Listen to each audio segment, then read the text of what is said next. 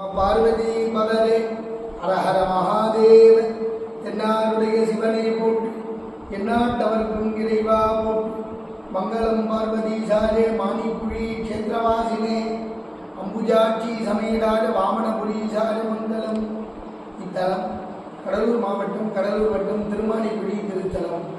இறைவன் அருள்மிகு வாமனபுரீஸ்வரர், உதவிநாயகர் மாணிக்கவரதர், அருள்புரீஸ்வரர், இறைவி ஸ்ரீ அம்புஜாட்சி, மாணிக்கவல்லி, உதவிநாயகி, ஞானாம்பிகை என்ற இயற்பெயர்களோடு 4 யுகத்துக்கு முன்னதாக தோன்றிய தலமாக இத்தலம் கருதப்படுகிறது. இத்தலத்தின் மூலவருடைய சிறப்பு, மூலவர் சுயம்பு திருமேனி, சுவாமி சதாகாலம் தரைக்க நின்ற தேவரகசியமாக இருக்கிற பெருமான். அதாவது மூலாலயமே மானசீக பள்ளிகளையாக கருதப்படுற ஸ்தலம்.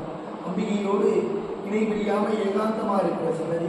அந்த சன்னதியில திருமால் மகாவிஷ்ணு வாமன அவதாரத்தில் சிவ பூஜை செய்து தன்னுடைய சாபத்தை நிவர்த்தி பண்ணிக்கிறார்.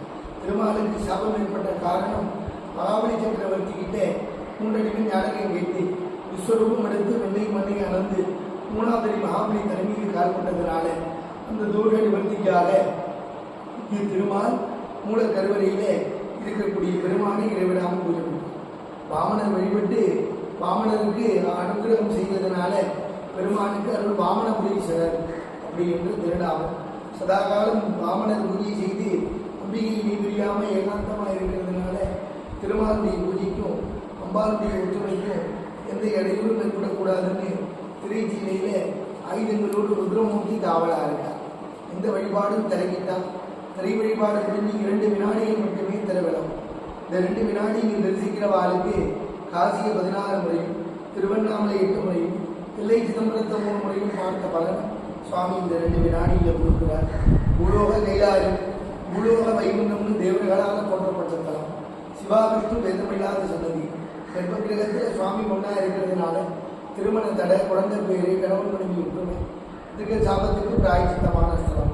மார்க்கண்டேயர் இந்த திரைச்சீலியை வழிபட்டு பூஜையினுடைய பலனை கடவுள் மயானத்தை அடைந்ததுனால திருக்கடையூர் மாதிரி இத்தலத்திலையும் பெரிவாளுக்கு 59 60ஆம் கல்யாணம் 70ஆம் கல்யாணம் குழந்தைகளுக்கு செய்யக்கூடிய ஆயுஷோமம் இத்தலத்தில் ரொம்ப விசேஷமாக நடக்கிறது.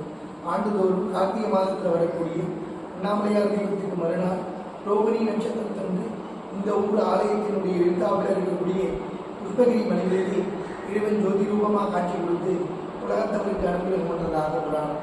அண்ணாமலையார் தெய்வத்தை தரிசனம் செய்து மறுநாள் திருமாணிக்குடி ரோகிணி தீபம் தரிசனம் பண்ணுறவாளுக்கு திருவண்ணாமலைக்கு போயிட்டு வந்த பூர்ண பலனை சுவாமிக்கு கொடுக்கிறதாக புராணம். ஸ்தலத்தில் அப்பர் சுந்தரர், ஞான சம்பந்தர் மூவராலும் தேவார பாடல் பெற்ற மிக பழமையான தலம். ரொம்ப விசேஷமான மூர்த்தி, ரொம்ப விசேஷமான சன்னதி. அதாவது நவகிரகத்தில் சூரிய சந்திராதிகள் வழிபட்டு சூரியன் வழிபட்ட காரணத்தினால இறைவனுக்கு மாணிக்க வரதற்கு ஒரு சிறப்பு பேர் உண்டு.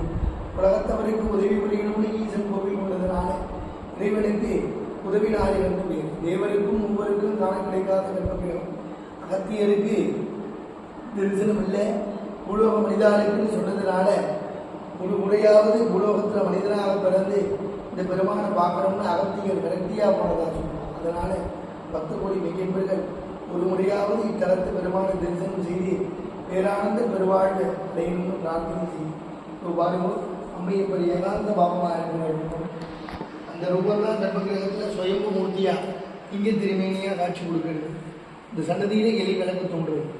இந்த எலிக்கு சுவாமி அனுகிரகம் செய்து தெளிவாக மறுபிறவியிலே மகாபலியாக பிறக்கிறது.